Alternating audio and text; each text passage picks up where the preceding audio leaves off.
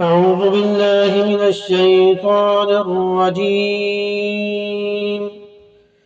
بسم الله الرحمن الرحيم. يا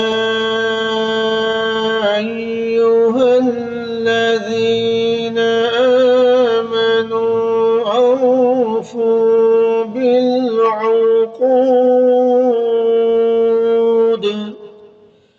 أحلت لكم بهيمة الأنعام إلا ما يتلى عليكم غير محل الصيد وأنتم حرم.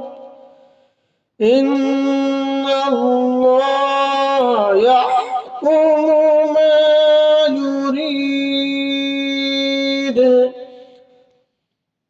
ایمان والو معاہدوں کو پورا کرو، تمہارے لیے وہ چوپائے حلال کر دیے گئے ہیں جو مویشیوں میں داخل یا ان کے مشابہ ہوں، سوائے ان کے جن کے بارے میں تمہیں پڑھ کر سنایا جائے گا، بشرطے کہ جب تم احرام کی حالت میں ہو اس وقت شکار کو حلال نہ سمجھو۔ اللہ جس چیز کا ارادہ کرتا ہے اس کا حکم دیتا ہے۔ تو چوپایا تو ہر اس جانور کو کہتے ہیں جو چار ہاتھ پاؤں پر چلتا ہے، لیکن ان میں سے صرف وہ جانور حلال ہیں جو مویشیوں میں شمار ہوتے ہیں، یعنی گائے، اونٹ، بھیڑ، بکری، یا پھر ان مویشیوں کے مشابہ ہوں جیسے ہرن، نیل گائے وغیرہ۔ ان حرام چیزوں کی طرف اشارہ بھی کیا گیا جس کا آگے ذکر آ رہا ہے۔ مویشیوں کے مشابہ جانور مثلا ہرن وغیرہ گرچہ حلال ہیں اور ان کا شکار بھی حلال ہے، لیکن جب حج یا عمرے کے لیے کسی نے احرام باندھ لیا ہو تو ان جانوروں کا شکار حرام ہو جاتا ہے۔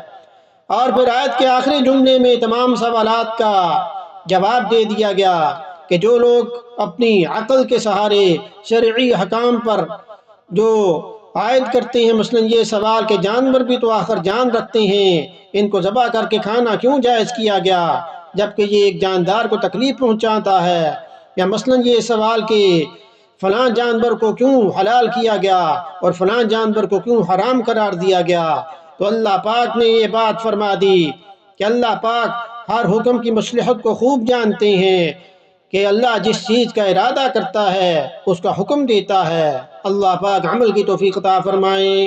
آیت سننے کے بعد اسے شیئر بھی کریں تاکہ یہ اپنی صدقہ جاریہ بن جائے۔ وما علینا الا البلاغ المبین۔